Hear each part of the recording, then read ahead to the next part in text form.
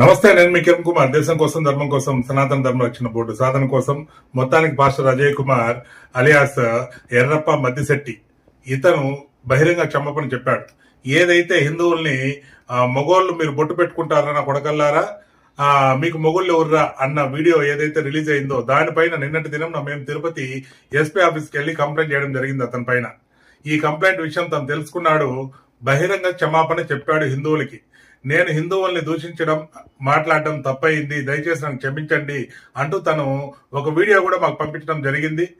ఏ హిందూ దేవి దేవతలను నేను కించపరుచున్నా, హిందువుల మనోభావాలను నేను కించపరుచున్నా, మనస్ఫూర్తిగా అడుగుతున్నాను, దయచేసి నన్ను క్షమించండి.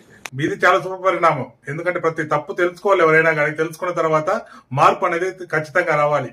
మార్పు లేకుండా మళ్ళీ హిందువుల మీద గాన ఈ విధంగా అవాకులు చవాకులు పేలితే తగిన శాస్తి జరుగుతుందని మరొక్కసారి తెలియజేస్తున్నా. ఏ ఒక్క మతాన్ని ఇంకో మతం దూషించాల్సిన పని లేదు. ఏదైనా తప్పులున్నాయా ఎత్తి చూపించండి, ఏం తప్పులున్నాయా అని, ఎవరు చేశారు ఏంటనే తెలుస్తుంది. అంతేగాని ఈ విధంగా అనవసరంగా హిందువుల్ని ఒక మతం టార్గెట్ గా పెట్టుకొని మత మార్పిడుల కోసం చేస్తున్నటువంటి ప్రయత్నాలు ఇక మీద ఏమాత్రం ఉండకూడదని నేను మరొక్కసారి కోరుకుంటున్నా ప్రతి ఒక్కరిని. దయచేసి మా హిందువులు ఎవరి జోలికి వెళ్ళట్లేదు. అలాగని హిందువుల జోలికి వస్తే గతంలో లాగా జపం చేసుకునే గాంధీ జపం చేసే వ్యక్తులం కాదు ఇప్పుడు మేము. గతంలో లాగా ఒకరు కొడితే కొట్టించుకోవాలా, తిడితే తిట్టించుకోవాలా, చంపితే చచ్చిపోవాలనే గాంధీ సిద్ధాంతం పాటించే హిందువులం కాదు ఇప్పుడు మేము.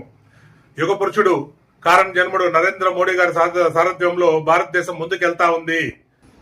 ఒక భగత్ సింగ్, సుభాష్ చంద్రబోస్, అల్లూరి సీతారామరాజు, శ్రీకృష్ణదేవరాయలు, జై శివాజీ జై సంభాజీ అంటూ ముందు కదులుతున్నటువంటి హిందూ సమాజం జాగ్రత్తగా ఉండాలని, ప్రతి ఒక్కరూ మా జోలికి రావద్దండి, మేము ఎవరి జోలికి వెళ్ళలేదు, ఇంతవరకు వెళ్ళము కూడా, వెళ్ళేటట్లు చేయొద్దని మరొకసారి నేను ప్రతి ఒక్కరిని వేడుకుంటున్నా.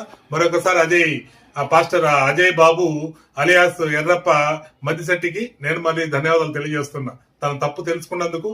తను ఏదన్నా ఉంటే తన మత ప్రచారం తను చేసుకోవాలి, కానీ ఇతర మతాల్లో ఏళ్లు పెట్టడం అనేది పద్ధతి కాదు.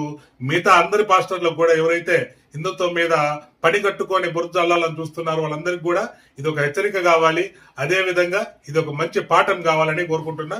భారతీయతను కాపాడుకుందాం, గోమాతను రక్షించుకుందాం, సనాతన ధర్మ రక్షణ బోర్డు సాధనకై పోరాడదాం. జై శ్రీరామ్, ఓం నమ శివాయ, గోవిందా గోవిందా.